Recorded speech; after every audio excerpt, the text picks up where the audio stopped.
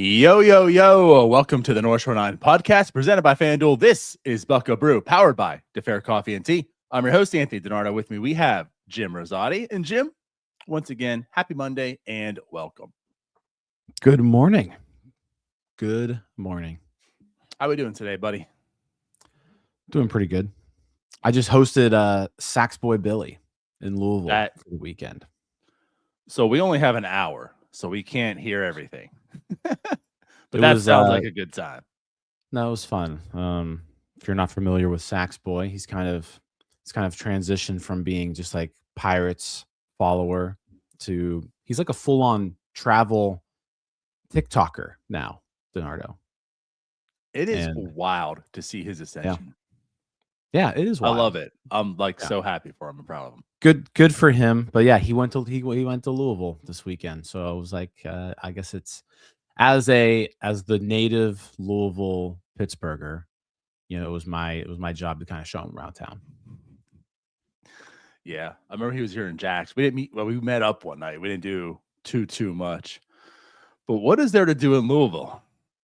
What the hell did you guys do besides tour Papa John's? We did all kinds of stuff. We went to the horse track. We went to Louisville Bats game.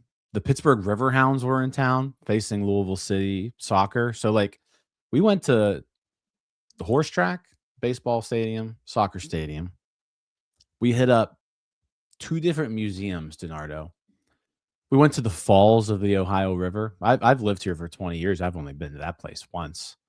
And yeah, it was it was very touristy, but it was a good time. Look at Sax Boy bringing Jim out of the house. I know. Wow. No, good stuff. I was jealous. You didn't get to watch the 2 losses to the Giants. You got to hang out with Sax Boy. Oh, I mean, they were late games, Friday and Saturday. So I watched Friday's loss, saw Saturday's win. Yeah. Yeah. Well, the Pirates lost 2 out of 3 to the Giants. And again, at the end of the day, you went 3 for 3 on the road series. And I mean, that's fine. You went 500 against the road teams.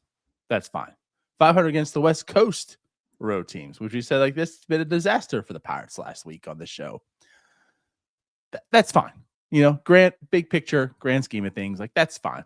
But I just felt like yesterday's loss was just so frustrating. And it just seemed as if, and as you can kind of see on the overlay here, on the title of the show and such, it kind of is exposing this weakness that maybe we thought was just a blip early in the season, right? This bullpen against the Mets, especially the first few series, it was this bullpen's kind of bad, kind of shaky.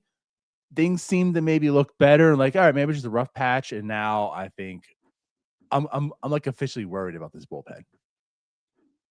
That's what I came out of this series thinking.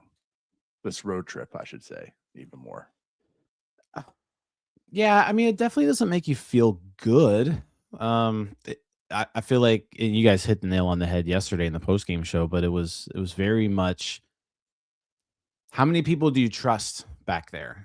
In a tight game, high leverage. Gregory Soto, trust him, all the way. With my life.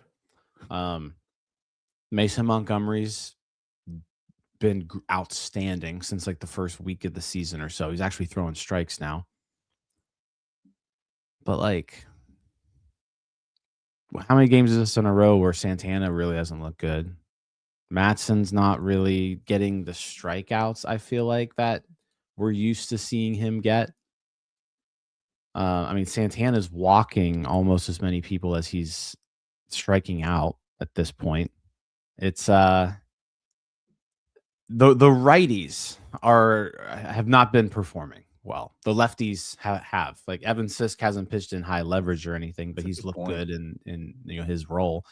Mm-hmm. But yeah, right now it's Soto, Montgomery are the 2 guys that maybe you trust them the most. I still Santana is still a guy who I'm going to need a bigger fall for me to not believe in Santana, but he hasn't looked the same this year. Right.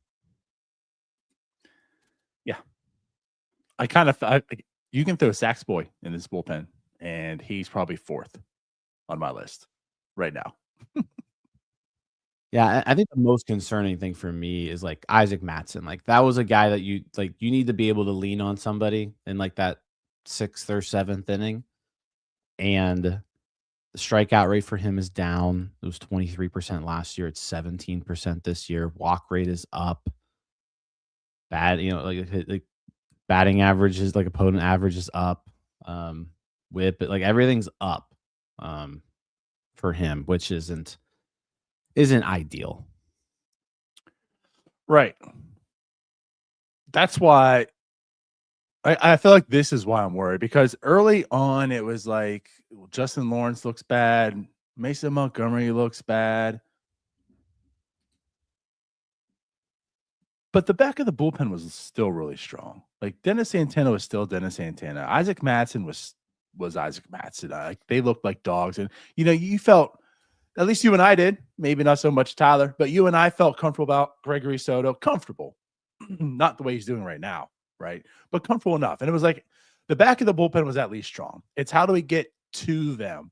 And now it's like it's even those guys.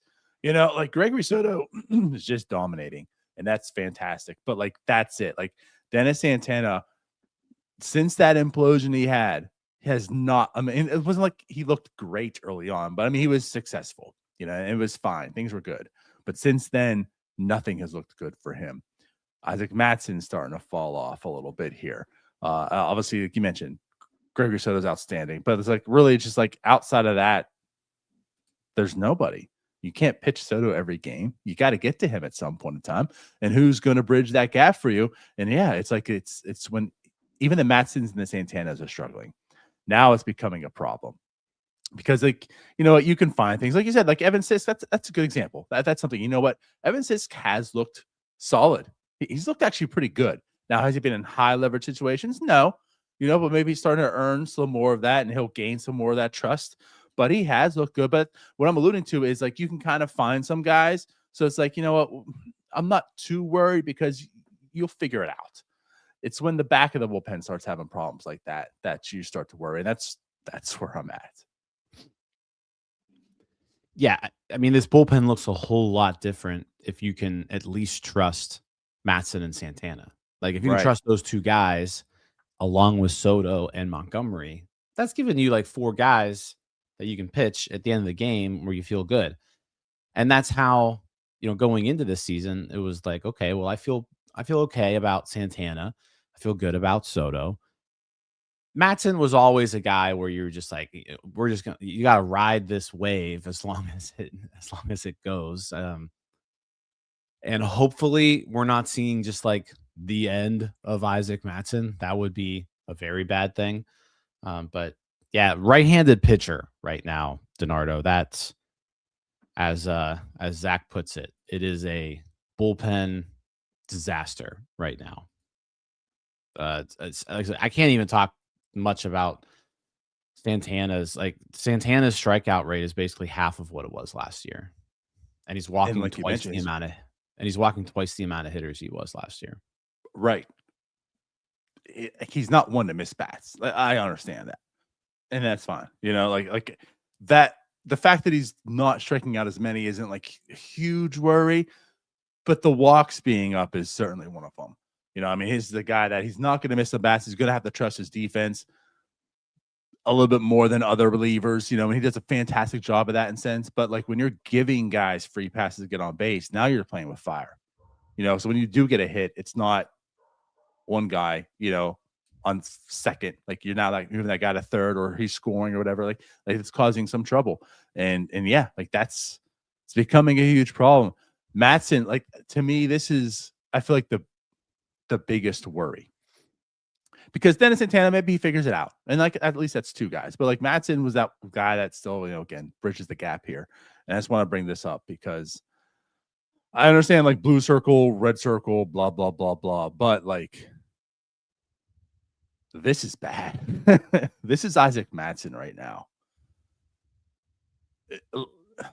That's a lot of blue and very low blue and just across the board, and we said, like, I mean, he has a fastball, and it's like, I'm going to throw you the fastball. Hit it. I dare you. And he has had success with that. And the one thing coming this year, as we've talked about and discussed, is like, especially with the new pitching coach and such, like, is he going to add a secondary pitch? Is going to, and it really hasn't. It's been a lot of fastball still. And the problem, Jim, is they're being dared and they're hitting it, as you kind of see here. The fastball isn't all that great. Still good, but like, he's getting teed up. I mean, the fastball's been good. I mean, you look. I mean, he's got a fastball run value in the 93rd percentile. So like, fastball has been effective. It's just that's all he got. That's all he has, right? And it's that pitch works. And I mean, again, it's such a small sample size with relievers. Like, we're talking about 17 innings. So I know. I don't want to but that's the other thing too. Like, I don't want to overreact yet to any of this, because not that the Pirates have earned the benefit of the doubt, but I think like at least someone like Dennis Santana has earned the benefit of the doubt that, like, I'm not going to give up on the guy after a bad week or two. Like, I'm going to need to see much worse results for a little bit longer period of time before I give up on the guy. Like, Mattson confidence rating isn't great right now. He still hasn't given up a homer this year, which is good for a fly ball pitcher that he is. But then you look at it and you're like, man, he's doing this and he hasn't even given up a homer yet this year. So there's a couple ways to almost look at that. Yeah, I it's not ideal. That's for sure. It's not ideal. And Doug brought up a good point in the post-game show last night where, I think you've done a really good job starting so far this year. The starting pitchers have done, for the most part, a pretty good job. Ashcraft, Skenes, Keller have all been outstanding. Bubba and, Majinski have definitely been inconsistent, but they've given you a chance to win most of the time when they've been out there. And you do wonder, like, how much of the lack of length from some of those guys is affecting this bullpen, because especially early on, like, these guys were being used a lot. They're being used a lot. Like Santana, Mattson, Montgomery, Soto were being used 3 out of 4 games, pretty much those first 2-3 weeks of the season. Now the starters are giving you a little bit more length now, Skenes, Keller, and Ashcraft specifically. So, you hope that it kind of gets a little bit better, but it really hasn't. Yeah. I'm with you. It is small sample, but I am kind of getting worried about some things here. I don't think we felt the bullpen, like, the starting pitching was good last year. We mentioned, like, if this could be top 5. Last year, the bullpen was kind of middle of the road. It was solid enough, but there were some losses, and you assume people to carry over. And like you mentioned, like Dennis Santana, I'm more confident in than Isaac Mattson. Like, that's where I'm at too, because again, like, Dennis Santana has a huge track record. This could certainly just be a blip on the map. I mean, we've seen rough weeks from David Bednar, from Aroldis Chapman, from Mark Boyd. I mean, we've believers can have bad weeks. Now, there's stuff within that bad week that is kind of alarming for Dennis Santana, but like, it is so far, like, really just like a really bad week for him. With Isaac Mattson, he doesn't really have the track record. You've always been kind of confused as to why he is as good as he is, but it seems to work. So again, like, that's why I'm a little bit worried about Mattson. And then again, like that's what I'm saying. Like, even if Dennis Santana is fine at some point, being worried about Mattson, like, again, you're talking about, like, who do you really trust right now in this bullpen? And it is kind of tough. So again, like, we could be talking about this in 2 weeks from now, and they're shut down again. But this bullpen is something you had a little bit of concerns at the beginning of the year, and I think I'm more concerned today than I was earlier on. Yeah, I would agree with you there. If you look at bullpen ERA right now, just kind of give you an idea where they stand across the league. They're 17th in the league. So I think the other thing too is relievers just aren't good. Again, that's because I mean this Pirates bullpen isn't necessarily bad when you compare them across the league. It's Right. essentially a league average bullpen right now. This bullpen has won more games than it's lost. It's 9-7. The Pirates are 9-7 out of the bullpen. The one issue that they have ran into that is certainly a problem is they are 7 for 16 in save opportunities. They have more blown saves than they have saves. That's probably not ideal, and a trend that you don't want Probably. to continue. They're tied for 3rd in the majors right now in blown saves with 9. Innings pitched, they're 8th in the majors in innings pitched. So again, it's not like this is the most used bullpen ever. It's not the worst bullpen ever. It's certainly not the best bullpen ever. It's pretty much been average. It just seems that they are costing you a decent amount of games with those blown saves, but they're also not necessarily losing the games either. They may blow a lead, but the offense bails them out at this point. So it's an average bullpen. It's a league average bullpen, and ideally you want at least a little bit better one than that. Yeah. I don't know much more to add to this outside of I think this is certainly a place in an area that needs addressed in some form or fashion by Ben Charrington. Yeah, it is hard to make trades this early in the year. There's just not a lot of teams out there looking to move people. DFA candidates or DFA candidates, like you're going to find a lot of trash if you're sifting the waiver wire right now. AAA doesn't seem to have a whole lot of help for you either. Brandon Benoit hasn't been good down there. You just had Ryan Harbin clear through waivers, but he's injured. Wilbur Dotel has been like the one righty that you've brought up who has looked good. And maybe that's the answer. Like I know you want to stretch Dotel out. You want him to be starting pitching depth. But at this point, this bullpen does need right-handed arms that you can rely on.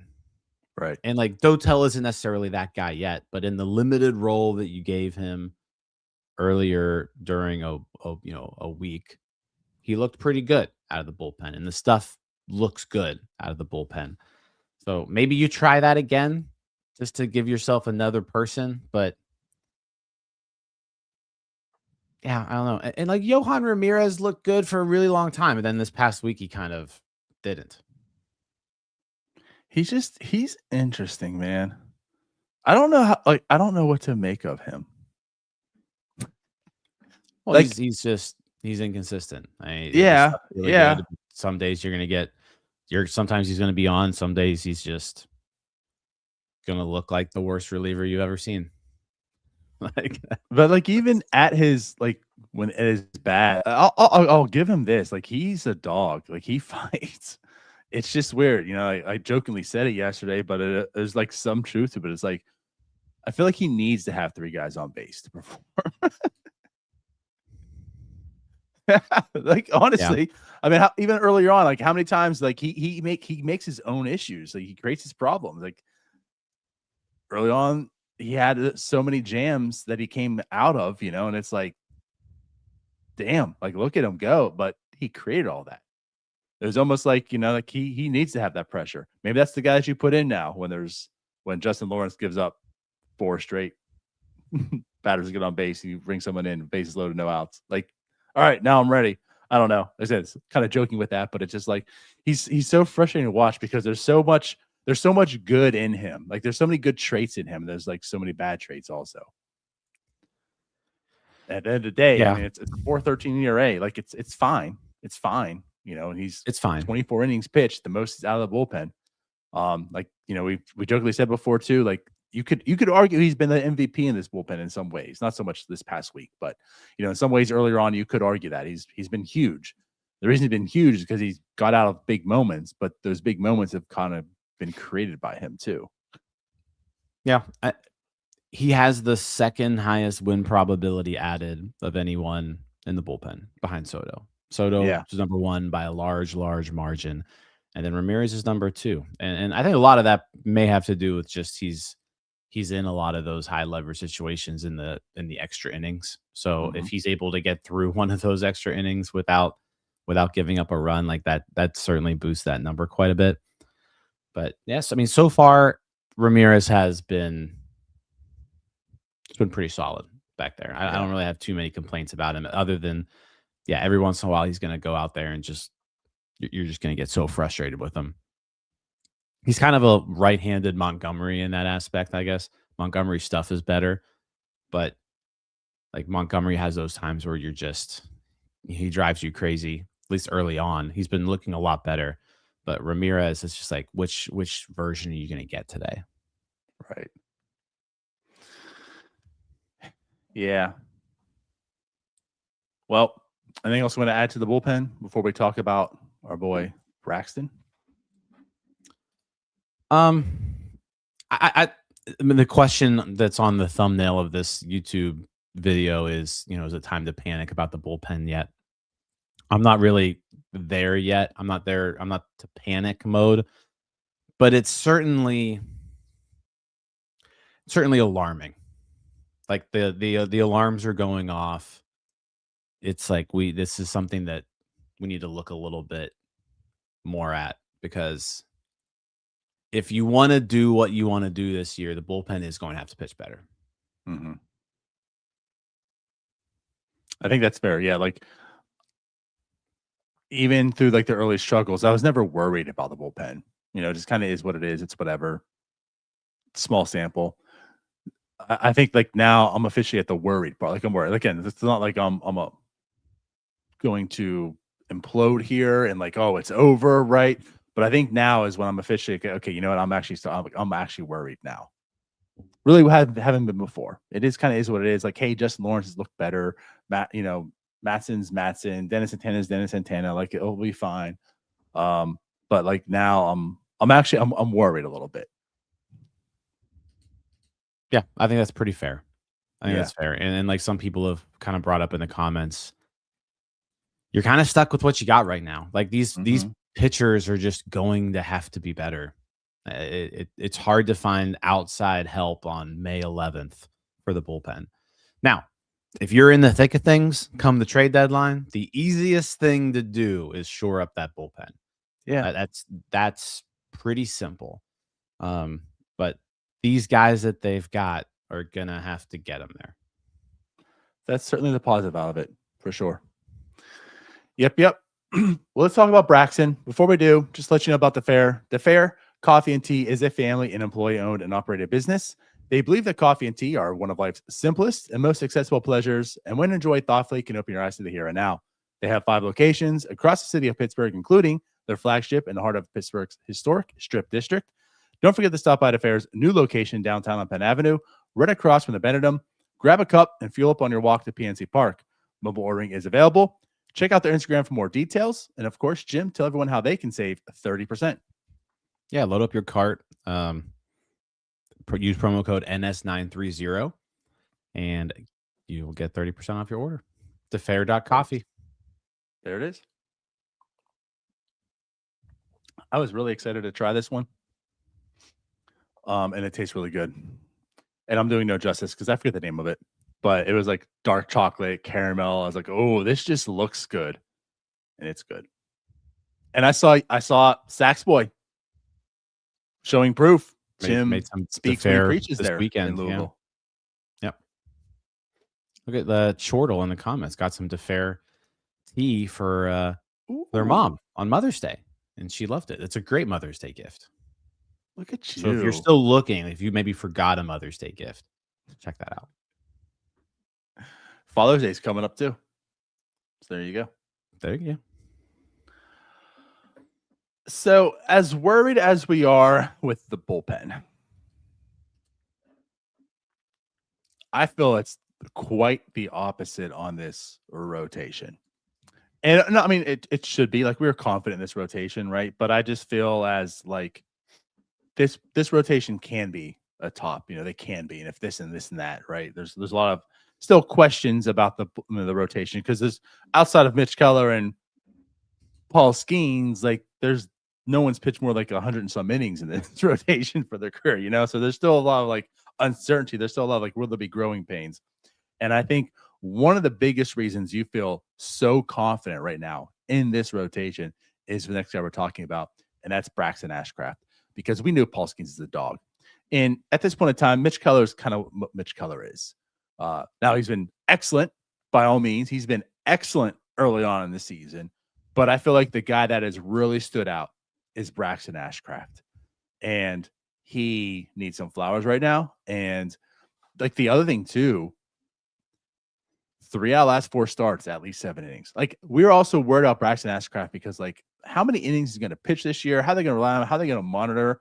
And that guy has just been giving you innings this year. He leads the team in innings pitched, and that's with Mitch Keller. Yeah, I was gonna bring that up. Like I think that's part of the most shocking thing is that 8 starts in, Braxton Ashcraft is your team leader in innings pitched. He's 5th in the majors in innings pitched right now. I'm sorry, 5th in the National League in innings pitched.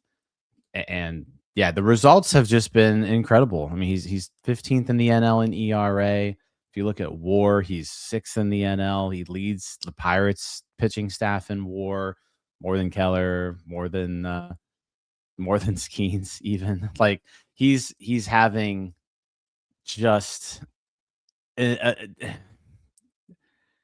I'm just so pleased with the development of Braxton Ashcraft. Coming up through the minors, he was a guy I always liked, and it was just like he was always hurt, and that was the thing. It was like, gosh, when he's pitching, he looks so good, but like, can he stay healthy? And you've now seen him put, this is his 2nd consecutive year now where he's been able to just go out there and take the ball whenever called upon. And ever since arriving in the majors, like I know they kind of eased him in through the bullpen to help kind of limit innings last year, but ever since arriving, he's been really good. Like in whatever role you've given him, he's been really good.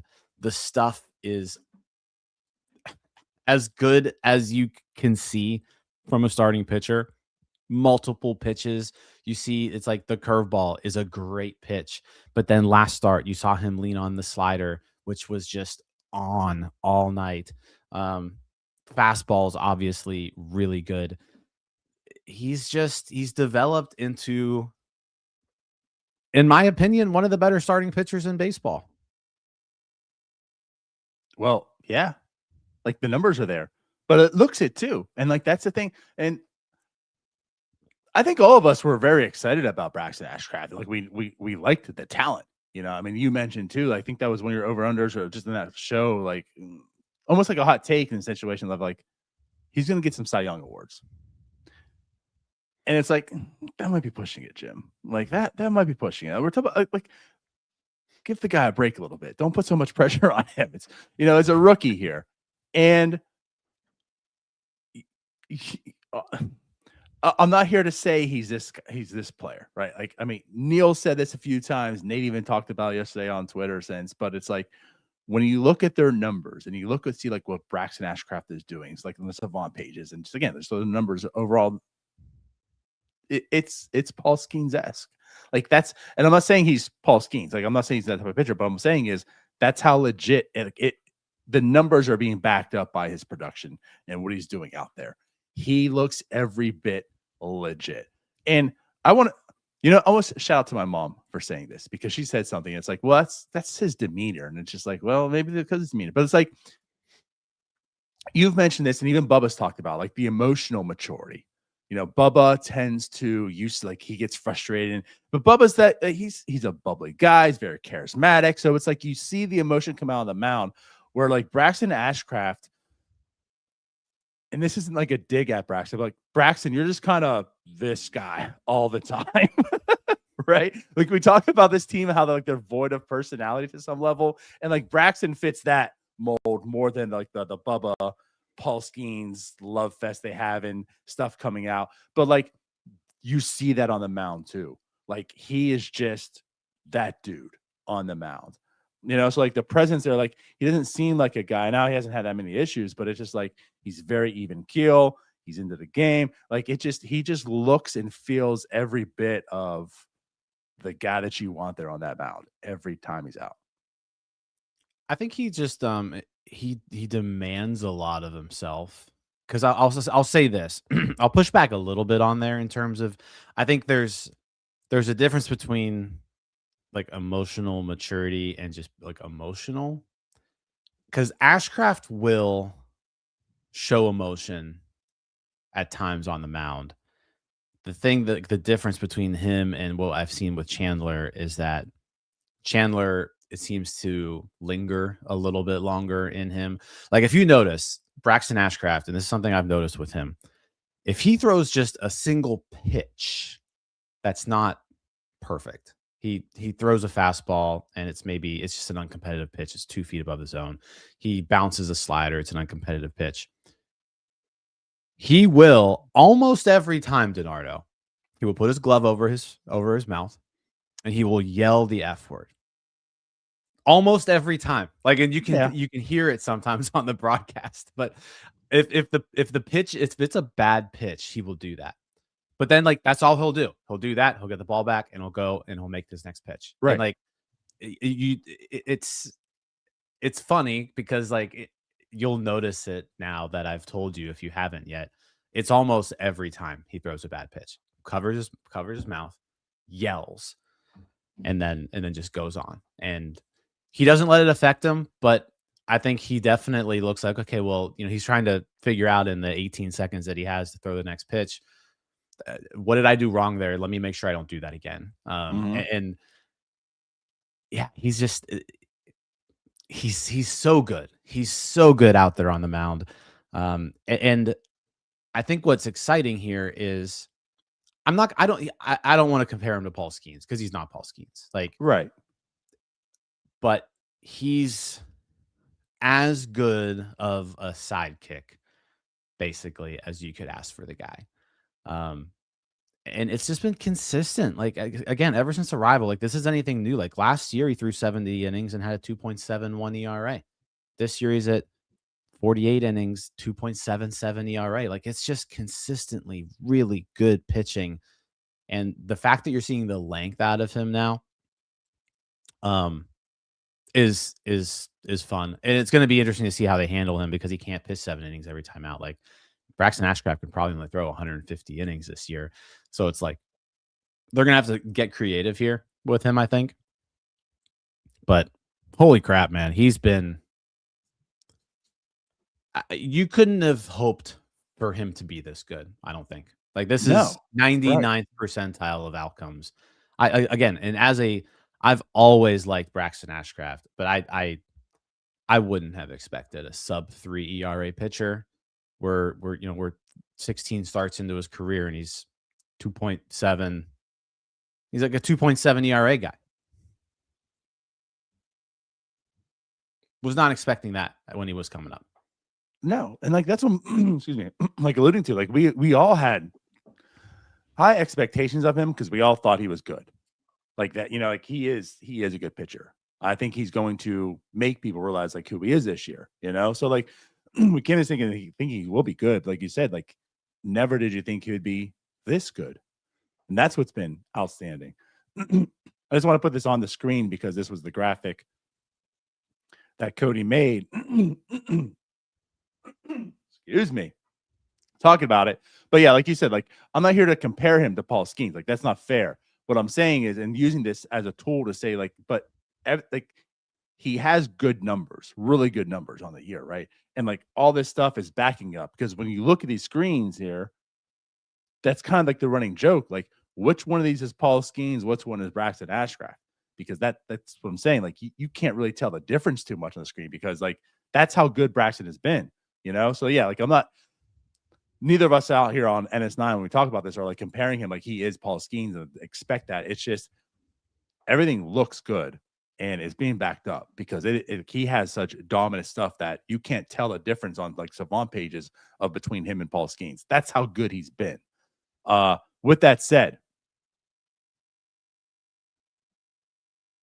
I forget where I was going with this.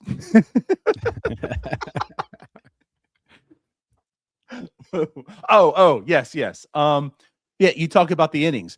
So I want to say this because he has given innings, and that's been like kind of surprising too. Like not so much for him, but like they're allowing him to go like 3 out of the 4 times he's gone 7+. You know, you expected him to be more 5, more 6 to give him some innings that he's going to have to go, but like he's been so efficient. Like I want to use this as an example because I feel like let's not use the innings part. Let's use the pitches because in the last 4 that he's gone 7+, 94 pitches, 87 pitches, 82 pitches, 80 pitches. It's not like he's giving you 100 pitches to go that 7. Like he could probably give you more. He could give you 8. So it's like, even though the number says 7 innings in like a normal pitches world, he's giving you as many pitches as most of these guys are doing through 6. So it's like 5, he's allowing 4. himself the opportunity to go 7 or more because he's been so efficient. So like, yeah, I want to put that perspective. Like, but again, that goes to show like how good he's been. Yeah. The one thing that, coming up, I remember coming up through the minors when, because of the injuries and everything, we had conversations about like, do you just say the stuff's really good and you get Braxton to the majors and just make him a reliever? Like, because it was like the starting pitching development is going slow, right? It's going slow because he's not getting the innings. Do we just pull him, put him in the bullpen? Yeah. And what you're seeing now is why he's a starting pitcher. I mean, the command of all of his pitches, the ability to throw all of them for strikes, that's what makes him such a special starting pitcher. You don't put guys in the bullpen who can command his pitches like this. Like that's a silly thing to do. You're wasting their talent, right? So this is why he's a starter. This is why he was going to be a starter. This is why it was a bad idea to be like, hey, let's just get him in the bullpen because yeah, he's a starting pitcher and he's a damn good one. Listen, those pitch count numbers, that's what's I think most incredible to me is he's so efficient because he just throws strikes. The stuff is good, and if he's in and around the zone, players are gonna swing and miss. Players are gonna lay it off because it's a good pitch, and when they do make contact, it's not gonna be very hard. He's turned into a great pitcher. And the fact that we've got him for 6 years is exciting because yeah, I don't think you could ask for a better, again, perfect sidekick to Paul Skenes right now. For sure. Now you still need to see a whole season and such. Like all we have at our hand is what we have so far. But man, yeah. So like you talked about NL stuff, and so again, I want to talk the entire. Maybe not the entire rotation, but expand about the rotation some, why it's so good. Again, because Braxton Ashcraft, but like when you're looking just baseball, not just NL, just war among pitchers in baseball. Where did he just go? I just lost him. Oh, that's right. Because he's behind him. Braxton Ashcraft, 15th in WAR. Paul Skenes, 19th, and Mitch Keller, 21.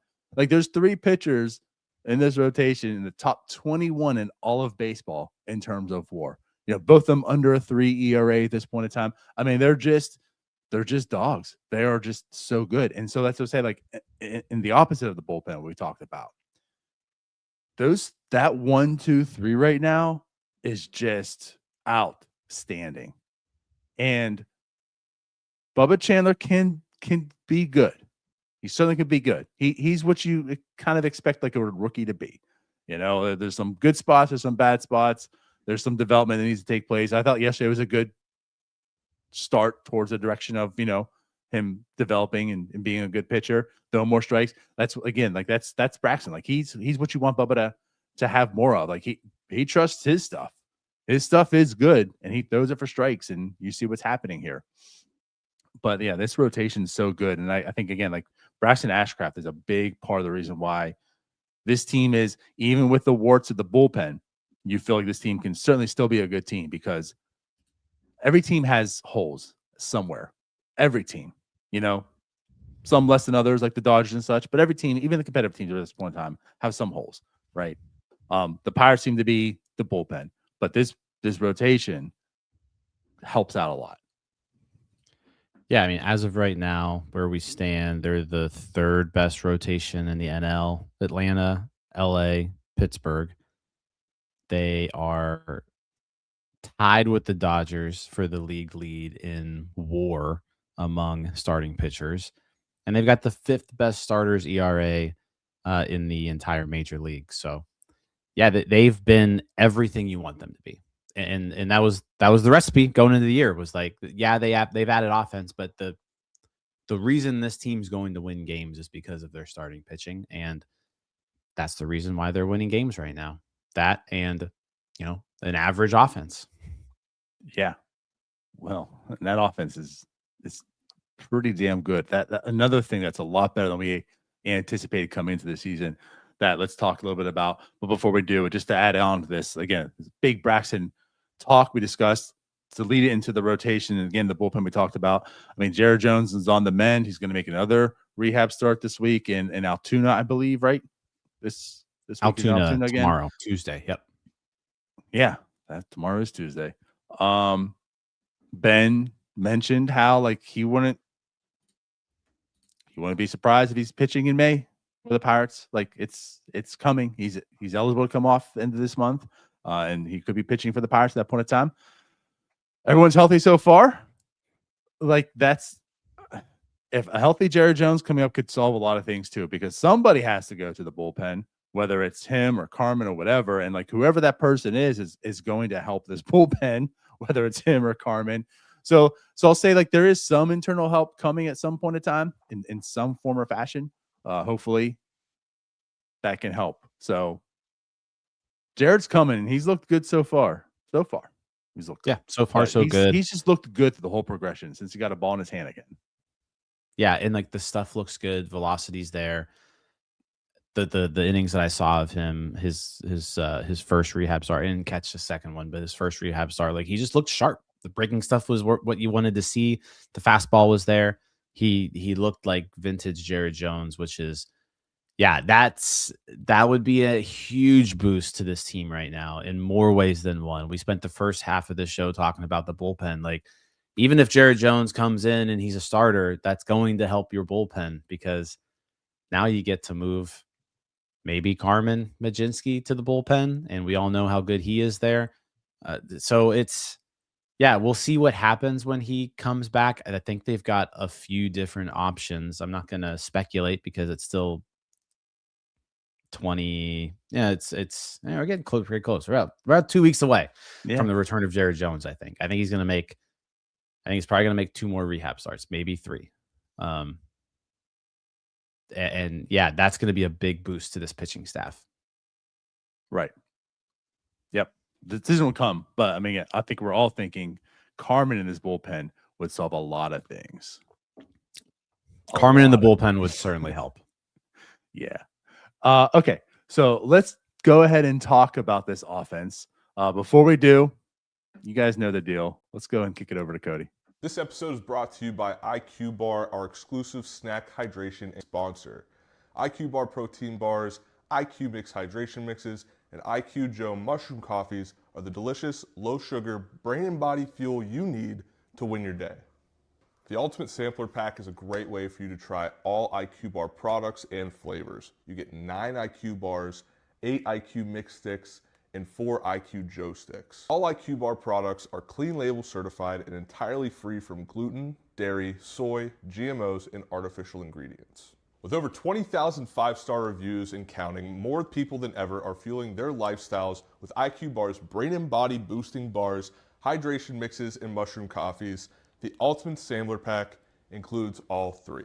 My personal favorites so far have been the almond butter chip and the iced tea lemonade hydration mix. It's just really full of flavor.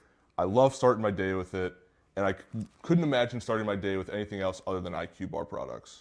Right now, IQ Bar is offering our podcast listeners 20% off all IQ Bar products, including the Ultimate Sampler Pack, plus free shipping.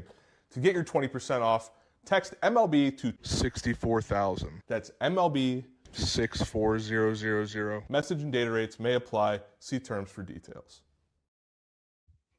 You know, I think we had a YouTube comment maybe a week ago. So are you guys going to ever edit that? The answer is no. Absolutely not. Yeah, no, it actually is edited. Right.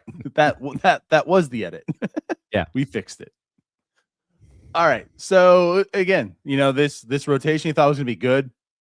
I think it's better than advertised. The offense certainly was going to be improved. You know, no doubt this offense was going to be better than last year. But that's not the reason to get excited about it. When you're the worst offense in baseball, anything's an improvement, most likely. And, you know, to make yourself from the worst to the 21st, is that anything to brag about? No. You know, this team needed to be really just below an average offense, most likely. That's what we talk about. Like, if they can just be below average, still not a good offense, but it's bad. It's not bad, right? This team has a chance to fight for a playoff spot. And here's the thing. This is why also, like, I'm not worried about the team. Yes, when we talk about the bullpen, I'm officially worried about the bullpen, as mentioned. But that doesn't mean I'm worried about the team. And that also doesn't mean like, oh, this Pirates team's out of it. They're terrible, because this rotation's outstanding and this offense has been good too. You know, so this bullpen has been worrisome all year, and they're still pacing to win 87 games. You know, and that's what I said. Like, every team has some flaws, some holes. That's why the trade deadline, like, that is patched up, right? But every team at this point in time likely has holes. The Pirates is the bullpen. I'm not worried about the team as a general, because we see what the rotation is. But let's talk about this offense, because this offense certainly keeps them in games also, and it's been good. They're fifth in the majors in runs scored. Can you say that again? Because I still don't believe you. Yeah, fifth in the majors in runs scored. After 41 games last year, Gennardo, after 41 games, the Pirates were last in runs scored. Big difference. See, that I believe. 206 runs this season through 41 games. That's 5 runs a game. They're scoring 5 runs a game. Last year at this point, they had 127 runs scored. It's an 80-run difference over 41 games. They are scoring 2 more runs per game this year than they were last year, which is just kind of wild to think. Weighted runs created plus, they're currently 6th in the majors at 105. So they're above average offensively right now. Last year at this time, they were 28th. They had a 76 weighted runs created plus. In terms of position player WAR, they are 6th in the majors right now at 6.2. Last year at this time, they were 27th at 0.5. So it's just like across the board. Homers last year, 29th in the majors with 28 of them. This year, they are middle of the pack, 44. 13th. So yeah, it's just much, much improved. And that is the one thing like they need to do. Like that we talked all offseason, we talked all season. We've talked for a while now. Like if this team could just hit a little bit, they're right there. Like people were saying this offseason that, you know, the gap's too big. Like 71 win season last year. It's hard to come up from that. And it is hard to come up from that. But it's like they really just have to address this one thing. That it's the one thing they need to address. And so far, things look very nice. Well, yeah. And like to your point here, I mean, it's true. Like to demand and expect a 10 plus win improvement over just 1 year, that's a lot, like that just doesn't It's a lot. happen. Yeah. But I think what we all knew, like the team was bad last year, but also there was a lot of regression that happened to make that as well. Like even though they won 71 games, truly they like on paper you didn't really think they were a 70 win team. Like maybe this probably had the over and unders early on, like maybe 76, 77. Like they weren't good. Obviously, it's not like this team should have been an 81 win team, but it's like 71, like they're probably like more like a 76 win team. So to go to 76 to 82, that's not a huge jump in that sense. But like what I'm alluding to is the reason why they needed some offense is because I think the major regression was offensively. Like guys like Brian Reynolds, guys like O'Neal Cruz. Like maybe if they just had some more help around them, then that could also improve them. So, it's not so hard to get them from 71 to like 82 and such because those guys are actually producing where they should be. And you only need the few more wins outside to help you do that. And like, that's exactly I know we sound like a broken record at this point in time, but like, that's what's just truly nice to see right now is because everyone on this team that you want to see performing offensively is absolutely performing offensively. And it's just like, it's funny now because I know there's some people that get on certain people like O'Neal Cruz, like he had a rough stretch and such. And it's just like, even when it's bad for O'Neal Cruz, I'm putting air quotes here. Like, he still, he has a 118 weighted runs created plus. Like this guy is balling out. Brian Reynolds is still getting some heat. Brian Reynolds, this lineup, Brian Reynolds. Brian Reynolds has a 128 weighted runs created plus. He's been good offensively. Yeah. I'll stop it there. But offensively, he's been really good. I mean, that's why I pointed out yesterday. It's a little bit different now. But six guys on this team, and we're talking like 130 plate appearances or more, right? 136 is where it's at. 136 plate appearances or more. So we're talking about pretty much everyday players or close to it. 6 guys in this lineup have a 114 weighted runs created plus or higher now. That's because Nick Gonzalez dropped from 19 to 14 after his game.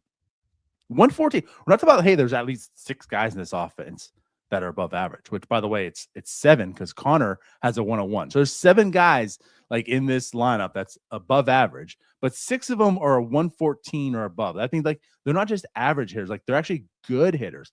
6 guys are good hitters in this lineup. That's not how do we get to below average. This offense can win you games. Yeah, and they are. Jason Shetler yesterday tweeted out, in the first 40 games, 5 or more runs scored. How many times the Pirates have done that? In 2025, through 40 games, the Pirates scored 5 or more runs 6 times. This year, they did it 20 times. Half their games. Right. 6. They scored 5 runs 6 times in their first 40 games last year. And now they did that 20 times this year. Like it's a vast difference. And you were right there. Like Reynolds and Cruz are playing better, obviously, and they needed to do that.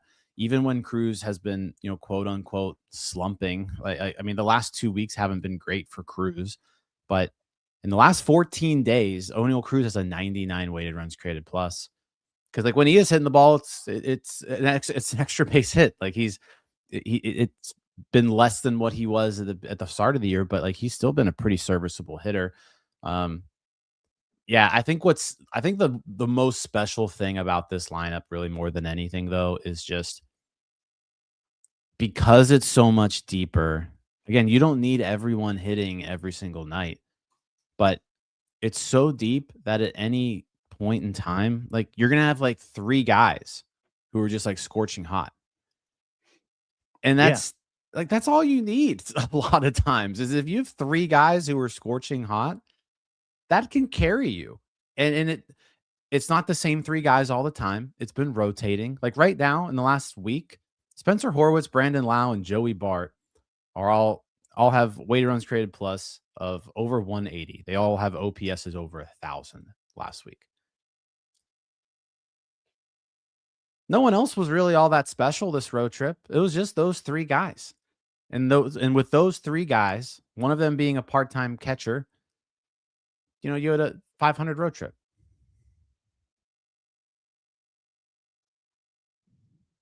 It's just so much deeper this year. So much deeper this year. And again, like they're 1 through, you feel really good about like 1 through 8 every game, where it's like these guys could come up with a big hit.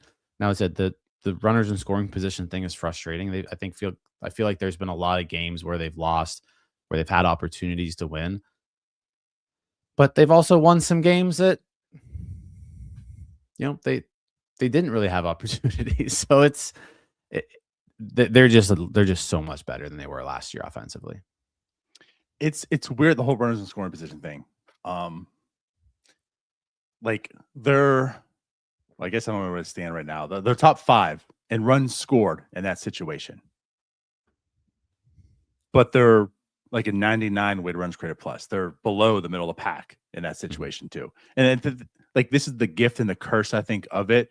They need to perform better. Like they do struggle with runners in scoring position, but why are they top 5 in runs scored? Because they have a lot of opportunities, though. Like that's the one thing about the team. Like last year, it was such a problem because it was a problem, but they also too was like that was the only way they didn't have any opportunities. You finally got a guy in second. How are you going to get him in? You can't. This team has so many opportunities because the offense is good. There's always guys on the bases. There's traffic at all times, almost. It seems like every game. So like that's a bit of a good. Now it is frustrating because like they got to do better getting all those guys in. But like you mentioned, like they're still 5th in runs in baseball, right? Still in that way too, like with runners in scoring position. Like they have a lot of opportunities. They do score a lot more runs this year. It's just they're not as clutch as you would like them. And I think there's like the bullpen thing, the worrisome. Like I'm not really worried because at the end of the day, it's still small sample to some level. I think things can normalize, over the course of the season and such. Early on, like that's a little bit of like I'm not worried about that. I would like to see them do better, but again, like this offense isn't a problem by any means. It's not a problem by any means. And like I mentioned that earlier, with the 6 guys, and the Connor Griffin has just been, again, since he turned 20, right? He has just been an absolute monster. A monster. Hit a home run yesterday. Like going into it, I think in those, since he turned 20, I think his weighted runs created plus is like a 168. I'm sure that's about the same, or if not even higher after yesterday's game, probably about the same. But 170. Yeah. Okay, so there you go. 20. Yeah. So like he's every bit of a reason that he could be number 7 on that list that we're talking about. Like you have 7 guys that aren't just average or more. Like there's 7 guys that are real forces in this lineup. So it's also, again, like with Connor Griffin, it's just very pleasant to see his development and what he's turned into offensively, defensively. And so like you mentioned with Cruz, like I know he showed, but yeah, like even with Ono Cruz, like he finds ways to, I guess for good and bad too, but mostly good anymore, to change games. Like when he gets on base, he makes the most of it. He's 15 stolen bases. Like I mentioned yesterday, he's that's a pace of 59 stolen bases on the year. Like that's what he's doing on the base pass. So like when he does find himself to get on base, it turns into a double. And sometimes like yesterday, it's a triple. He was on third while the second batter in the game was still at the plate. By just getting a walk. That's what he does. And that's why even like when he's struggling, he's a catalyst. He helps this team in so many different ways. And Connor Griffin's like the same thing. Like you start to see the power come. His exit velocity is starting picking up. He's driving the ball much more, but his speed is no joke either. I mean, it's better than Ono Cruz's. It's like that's another sure catalyst in this lineup as well. So with him getting going too, that just makes this lineup so much deeper and better. I wanted to say something here too, also just real quick, because you mentioned how the 5 runs or more thing. Like it's only happened 5 times last year. The funny thing about that is this right now, it's what, May 11th. Yep. This was like the beginning stages of that MLB setting record they had of like straight games of 4 runs or less. I'm just looking at tweets here. Like on the 17th, they were 22 games into it. So it's not going to get any. I'm saying it's going to get much worse. This gap is going to even widen further for like the next 3 weeks. Yeah, that stretch was wild, where they just couldn't score at all. Right. Like that was so bad. But because that went to like 45 echo everything games, you said. right? Like it's yeah. I don't have much to add. You can. I mean, I feel like we've kind of talked about it. It's just this offense is much improved.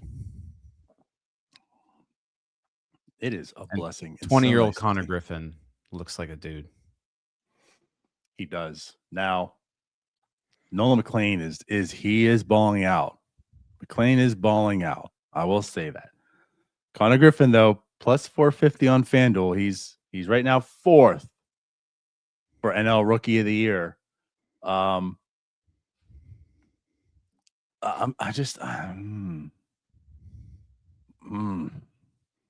don't know, man. I know we've talked and discussed like, if he could just be an average hitter, he'll probably be an average hitter. But the way he's looking right now, I don't know if average hitter is in his toolbox even his rookie year. The other thing too, I'm encouraged on is like his defensive value is going up too. So that's I mean, it's from a WAR standpoint, he's at 0.7 right now. Mm-hmm. So he's pacing for, I guess Zips has him rest of the season with another 2.5 WAR. So it's a 3.2 WAR season, as a 19, 20-year-old. I don't know if that would be enough to get him NL Rookie of the Year, but it definitely is going to put him in the conversation. But again, like that, we've just, the more we see of him, the better he gets. That's for sure. And I'll say this too. He's the everyday player. Now, we're going to have remember the Jackson Merrill Paul Skenes battle? I'm going to have to make a PowerPoint. Well, I'm just saying, like, I don't know if McLean's going to put up a Paul Skenes type of season to make the battle so tough to discuss. So, like, he does have that for him too. He is the everyday player. So if he can produce and give you a Jackson Merrill type rookie year, he's gonna have to deal with JJ Weatherholt too. JJ Weatherholt, he sucks. He's a Cardinal. He's been dropping anyways too. He's been falling off. All right. Yeah. Screw JJ Weatherholt. No, but only when it matters. So when the Pirates play the Cardinals, and then when he's battling someone for Rookie of the Year or upcoming, or just when the Cardinals are playing in general,